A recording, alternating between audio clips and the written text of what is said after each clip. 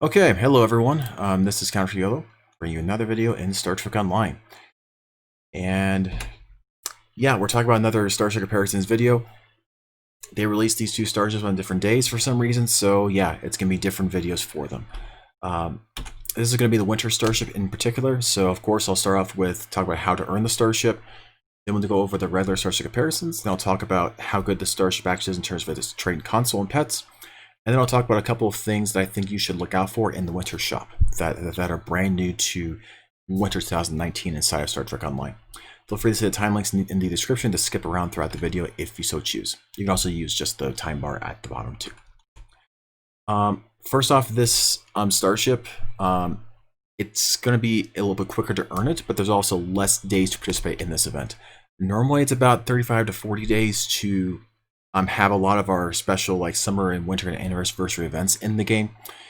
It's my impression is that they are shrinking this a little bit so that they can make the anniversary event that's happening normally in later January and February last a little bit longer. I mean, it is going to be the 10th anniversary next month, so it does make sense that they would want that to last quite a bit longer than normal for the anniversary events. Normally, as the winter lasts a long time, and then the anniversary is something that's quite a bit shorter. So for this one, the way it's going to work is there's 30 days, and you only have to participate in 20 of the days to do it. And you can use any of the 6 general winter things in the Winter Wonderland to earn it.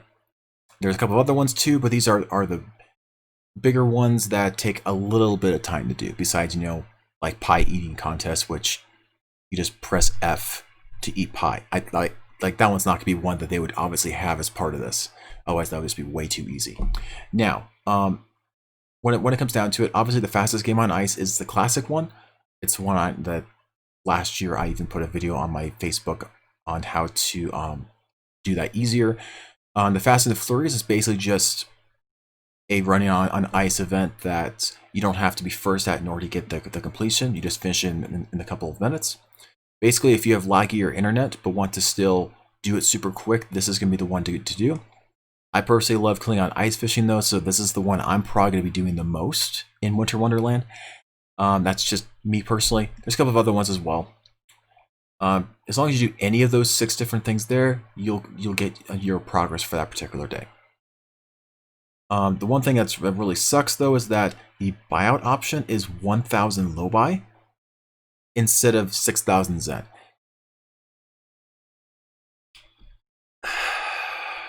Well, basically this by itself means that a certain video talked about the Star Trek Online economy that I was going to release this week will no longer release this week because I'm going to have to rewrite about 25 minutes of that video. So yeah, this is a significant downside to what's going on during this event. Keep in mind, prior to the Zen buyouts for event starships, this was basically how it was before.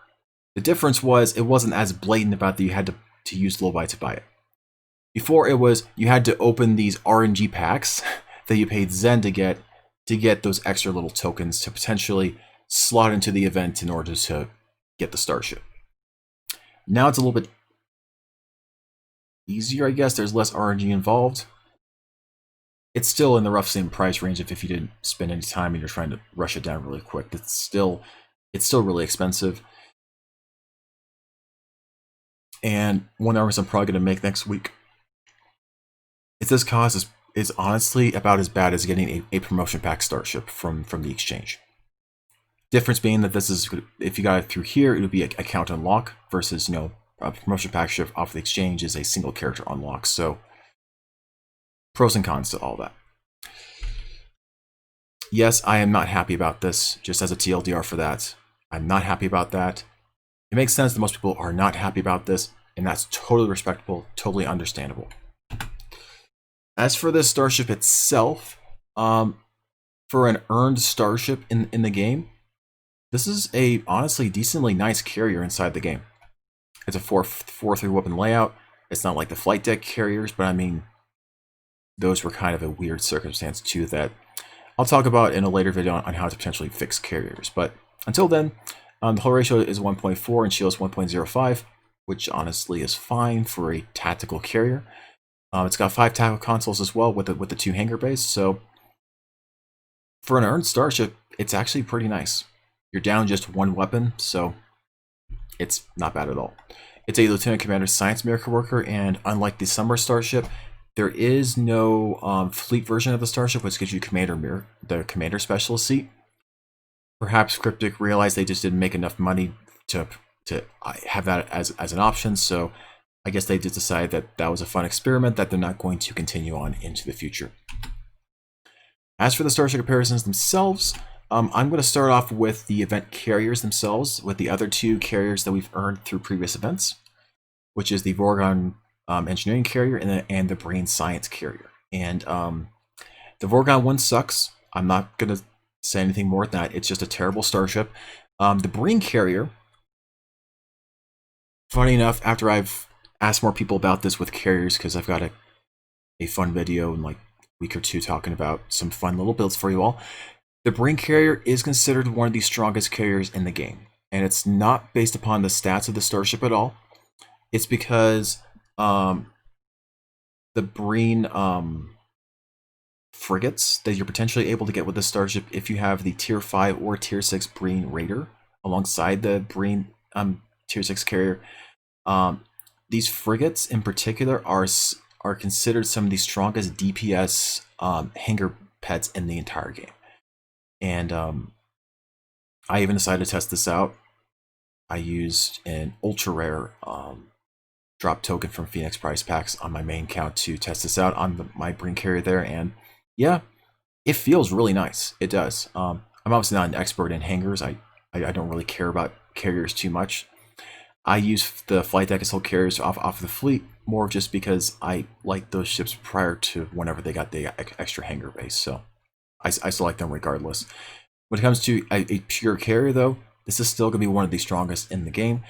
It is going where we're going to have to see, and people are probably going to do stuff on SG Reddit talking about this as to whether the new Fek'lhri pets that come with this ship and are going to be useful on this ship, as well as the Fek'lhri battle carrier, or the Karfi battle carrier for the KDF fleet, are actually in this at least the same realm as this thing or not. I was hoping personally that the Fek'Ihri Dreadnought Carrier could also use the Fek'lhri Sator warship that was released last December for the winter then, because I mean, as I talked about in my Starship Comparisons video back then, it was called a warship, but it was really more of like a light escort. So, when it comes to the stats themselves. Now, obviously, we'll go through some of the other carriers because I don't talk about carriers that much on this channel. The Karfi Battle Carrier and the Volkuv Carrier are the two KDF carriers that are available from the fleet right now. The Volkuv, I mean, they're both science carriers, and they don't have a secondary deflector because any carrier in the game doesn't have secondary deflectors or anything like that. It's just one of the weird things about carriers. In terms of bridge opportunity, it's kind of up to you. The battle carrier has 5 science abilities and 5 tactical abilities. So, despite the fact of it being technically a science carrier, it is very tactically oriented and can potentially have about as much teeth as the real the cross-faction Fek'lhri carrier that everyone's going to be able to have access to. In some ways, you can almost consider this almost like the spiritual successor to this one. There's no way I'm not going to keep on playing this as for fun on one of my characters that I really don't care about, but I mean, it's a really nice starship, and it's the only 4/3 science carrier in the game, by the way. All the other science carriers are 3/3 or 4/2. So yeah, there is that for you all. Tactical carriers typically just have the extra weapon. I think it was probably based upon this, thinking that this probably should have been a Commander Tactical, honestly. If they went back and redid ships, this probably would have been a Commander Tactical carrier inside the game. When it comes to the Federation carriers, we have the Acacian Aatrox, and then we have the Jupiter carrier. In my personal opinion, the Acacian's better than the Jupiter when you look at the stats here, but that's just my personal opinion. Obviously, you can do more tactical or science stuff with this one, because you actually have an option for your last little C here, plus you have intelligence here. But I personally like this one a little bit more. for both its looks as well as the bridge officer things that are available to you on it. When it comes to the fleet for everyone, there's obviously the flight deck assault carriers that I would be kind of silly not to talk about in this video. And yeah, if you want to look at the stats, even the Suban Silic, which has a whole penalty in order to have the battle cloak on it, its base stats are higher than the Fek'Ihri Dreadnought Carrier. I'll talk about this more in my Starship classes re-explain video. They'll be coming up probably later December or in January, February-ish. I think this whole class itself and carriers need to have a base stat adjustment, considering that these are also carriers now as well, and even though they're more maneuverable, they actually have, a lot of them happen to have more HP than a lot of these standard carriers inside of the game too. And yeah, these are engineering carriers with a full 8-weapon layout. In my opinion, these are some of the strongest ships in the game period. In the current way that Star Trek Online works.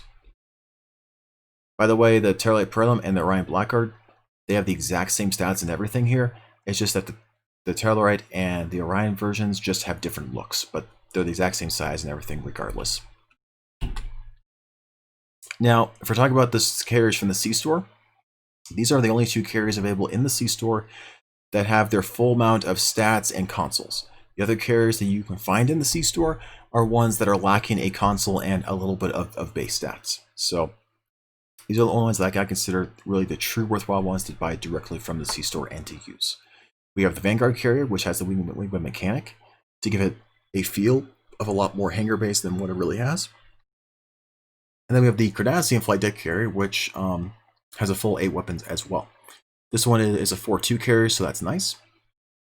So there is that going for, plus it has Lieutenant Commander Psi Intelligence to help out a little bit with some sciencey abilities if you want. The Cardassian one is definitely not a science carrier. You have to go more energy based, and it only has 3 tactical consoles, so there is that hurting it. It does have the popular DPS trait nowadays called Calm Before the Storm. This comes directly off of this particular ship and is considered one of the better energy traits in the game. I mean, there obviously are a lot of better ones off of the exchange that are better, but when it comes straight from the C-Store, there aren't very many that actually beat that one besides Emergency Weapon Cycle. When it comes to the exchange itself, I'm not going to talk about a lot of carriers here. I'm just going to talk about 4. 2 from the Infinity lockbox and then 2 from promotion packs. So here are the 2 from regular lockboxes that I consider probably to be the better ones. The Tholian Drogumo is the best, what's it called? The best, basically, nanny build starship in the game. Basically, if you're someone who's wanting to do a ridiculous DPS run, you probably want a Tholian Drogumo with you, so that you can focus fully on doing damage, and then the Drogumo can focus on debuffing enemies and healing you. That's what basically this ship is basically designed all around. It's not about doing lots of damage, even though it can still be respectable in the damage department too. The Gemini Dreadnought Carrier for the exchange, it is a respectable Dreadnought Carrier, but keep in mind the reason why this is still priced relatively high on the exchange for what you get off of it is because the Starship trait off of this ship is one of the best DPS enhancing Starship traits in the game for hangar pets. So if you, for instance, are going for a hangar build and you really want over half of your damage to be strictly from your hangar pets, you probably are going to want to buy this ship off the exchange. Again, these ships are single character unlocks, so it's up to you as to whether those are actually worth it. And also for these ships, which are from promotion packs that are ridiculously expensive on the exchange, I'm only listing the Zentaur because I know people would complain if I didn't. It's a Dreadnought carrier just like this one. The difference is that it's a 5-2 layout, and it's got 6 tactical consoles because that Commander Miracle Worker. I was really hoping that this would have a fleet version that would give you 6 tactical consoles, because that would make a lot of people excited to try to get this ship, or to maybe even pay that 1,000 low buy if they were running out of time in the winter event stuff. Because that would actually make it somewhat worth it, because you can get kind of like almost like a budget version of the Zinc Heavy Zentaur for your account. But they didn't decide to do that, so It's going to be their loss on some revenue loss in that aspect. This ship, though, honestly, even though it is technically a ship with 2 hangar bays, this is the best torpedo platform for torpedo DPS inside the game, because it's got a commander miracle worker with a lieutenant commander command with 6 tactical consoles. There really is no other ship that can measure up to this one for torpedo damage. Other ships can get close or exceed it when it comes to energy damage. The Discovery Miracle Worker flight deck carriers are one of those contenders. In many ways, they are superior. They've got an extra weapon. They've got other things on it as well. That's pretty nice with a lot of flexible bridge officer seating. Keep in mind, for the DPS route that a lot of people go for, the DPS routes for the flight deck carriers, if you wanted to use the Tabok Tactical Miracle Worker Warbird, you can basically do the exact same bridge officer layout that a lot of those DPS players, DPS chasers, are using for their bridge officer seating as well for that starship as well. This ship only allows you to have 3+1 tactical consoles, so it's a little bit lighter on damage in that aspect, but the bridge officer seating and the weapons layout definitely makes it up in that aspect. The Discovery D7 has a battle cloak, while the Discovery Enterprise does not, but otherwise their stats and everything are mirrored between them both. When it comes to the console traits and such, the concept for this ship, just like last winter, is to have lots of flair and to have fun when flying the starship. It's not about being practical, it's about having fun. And so the trait's called Fiery Entrance. Anytime you use neurosensor bands or launch hangar pets, you send out a fiery pulse wave around you that has a small chance to confuse enemies in a small radius around you. Obviously, it's something for flair, and for practical stuff, basically, if you're flying a ship with hangar pets, this is definitely a fun trait to have to feel good whenever you're flying your ship. The only time I actually see this potentially useful in any meta whatsoever would be if you happen to use a battle cloaking PvP carrier that happens to have miracle worker abilities. There might have been one that I mentioned in this video that might fall into that category. Now, as for the pets, they're called Lost Souls of Grethor. I don't like the aesthetic personally, but we'll see if it's actually pretty good. Apparently, the Carpet Battle Carrier can also use these hangar pets, so maybe the Carpet Battle Carrier might be getting a tier 6 in the near future, because that would actually be pretty cool. The console is called Open the Maw to Grethor. Its passives don't really matter too much besides the fire damage one, which amplifies its clicky.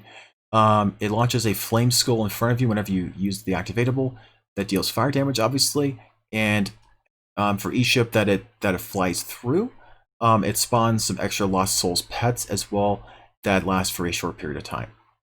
If this console is actually practical to use, Cryptic is 100%, well, maybe not 95% guaranteed to nerf the console for like hangar pet starships, just so that it's more of a fun console instead of an actual practical and DPS optimal console inside the game. But that's just my opinion there. When it comes to the winter store, here are the 3 new three new Space Bridge Officer manuals available. Right now, there are a lot of reports about these things being very, very buggy. So we'll have to wait a little bit to see how these things get resolved and fixed. This is also part of the reason why typically you see a lot of stuff released on PC first and then go to console, so that there's less bugs whenever console players start playing with things, because console doesn't get as many patches as PC can. So yeah, for the bugs that are being reported for these Bridge Officer abilities, if you're on console, you're probably going to have to wait a month or a month and a half for those errors to be fixed. Right now, for instance, the one that I'm aware of and I've tested because I like science right now in space, this particular science Bridge Officer ability, which has an AoE cold damage and slow field, that slow field goes away whenever your target that you hit this with dies. Even though it's an AoE damage effect that should be like Gravity Well and Tychon's Rift that, lasts for the full duration. Right now, the moment that the target dies, the AoE damage stuff goes away too. It's definitely a bug. They definitely need to fix that. We'll see whenever they do. The engineering ability, Let It Go. It basically does cold damage, and it basically adds a corrosive plasma debuff-like effect. For those who don't recall the corrosive plasma, that particular proc, whenever it does, It has an escalating damage resistance rating debuff to an enemy. So it starts like at -1 damage resistance rating, then after 20 seconds, well, every second it increases by an extra damage resistance rating. So at the point of 20 seconds, it's going to have -20 damage resistance rating on it. I'm pretty sure this works in that similar format, that like every second you have extra damage resistance rating debuffs applied to that target that you've hit alongside that cold damage. If you have a starship like the Fleet Excelsior that has a stupidly large amount of engineering abilities, this is probably one that you can plug in there into one of those other slots that you have no idea what to actually put there. The tactical ability is called Best Served Cold. It's basically the exact opposite of Feedback Pulse. Normal Feedback Pulse works that you apply to yourself, and whenever enemies attack you with energy damage, some of that energy damage is reflected back into a little pulse back to that enemy that targeted you. The way that this Feedback Pulse works is you attach it to an enemy essentially, and whenever that enemy receives damage, they get even more extra cold damage applied directly to their hull. So in PvE, I'm not sure if this is really going to be valuable enough because enemies are probably going to die way too quickly for this to matter. But depending upon how the ratios are and how much damage this actually is going to be doing, this could be borderline broken in PvP. So PvP players, be aware, this might be happening. You might need to add even more cleanse types of effects to your starship to stop this from killing you. Just going to throw that out there. Additionally, obviously, as I mentioned in a previous video, endothermic induction field is earnable from the winter event. So any science captains that you have on your account that has not earned this for themselves for ground combat probably should be grinding a little bit of some of this stuff inside of this event to get this ground kit module for themselves. Just saying. All right, now for the last two things for this video, we have the Fek'lhri Vanity Shield, and there's the exact cost for that and all the random assortments of winter items from the winter shop. And then, of course, we have the Breen Adapted Suit, which is just a costume. It's not an environmental suit like some people thought. It's not an outfit that's only available from the low-buy store at the moment. If you watch this video in like a month and a half, then yes, it will only be available in the low-buy store. This suit is essentially an outfit that was designed for the low-buy store, but is temporarily available inside of the winter store as well during this winter event. Here's the cost for it. I was able to get it super easily just because one of my older characters happened to have like 300 of everything from just running the fastest game on ice for a couple years. So I was able to get this no problem for my one character that I'm going to be having as a Breen character and transforming him into that. A couple things to note here is that it is account bind on pickup, so that you can't just sell this box on the exchange. That is why it's account bind on pickup, but it is still a character only unlock.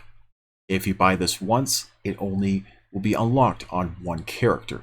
You're going to have to buy this multiple times for every single one of your characters if you want every single one of your characters to have access to the Breen suit. If that's really worthwhile for you for that, then you're going to do a lot of grinding during the winter event. If not, this actually might be a great opportunity for a lot of you that want to earn a lot of energy credits to be grinding a lot of stuff in the winter event to sell a lot of these things on the exchange. In particular, the last that I checked, the Terran Holiday Ornaments and the Vulcan Meditation Incense stuff, these two are the things that were selling the most, at least on the PC player exchange. Maybe things will get cheaper or more expensive as we go on in the winter event. Obviously, these prices will drop drastically after the winter event ends, because people won't be able to buy the Breen suit anymore. At least from the winter event store itself, and it'll be stuck in the low-buy store. It's still not clear if the outfit from the low-buy store is going to be account bind on pickup after the winter event ends. Feel free to ask some of the Cryptic employees on that if that's really of interest to you to try to earn money that way. By the way, if you buy stuff in the low-buy store, you aren't going to be making money off of it. Just going to throw that out there for you all. Anyway, that's basically it for this video. Hopefully the information that you needed, you were able to get out of it. The winter event is live right now. Even if this video goes up in like 2 hours after I finish this video, that's the way it's going to be. Because of the low-buy buyout option for this particular winter Starship, I am going to need to delay the STO economy video by another week, just because I definitely need to address that in that video as well. Man, that's going to be over like 2.5 hours when I finally finish my script and actually record everything. Oh, that's going to be really painful to add closed captioning for. Anyway, so what I'm going to be doing this weekend is I'm going to be, because there's an extreme amount of popular demand for this, so many emails, I'm just going to do a redo of the best things to buy with a C-Store coupon, just because a lot of you are asking about it. They changed Romulan Starship Access soon after that video came out, so yes, it's probably time that I talk about that stuff again with that in the framework as well. So yeah, that will be coming out this weekend. Next week at some point, who knows if it's towards the beginning or the middle, there will also be another video with the STO economy stuff, talk about everything in this game. It won't be super comprehensive, but it'll at least touch on everything except for the fleet stores themselves. Anyway, thank you all for watching, and yeah, enjoy the winter event.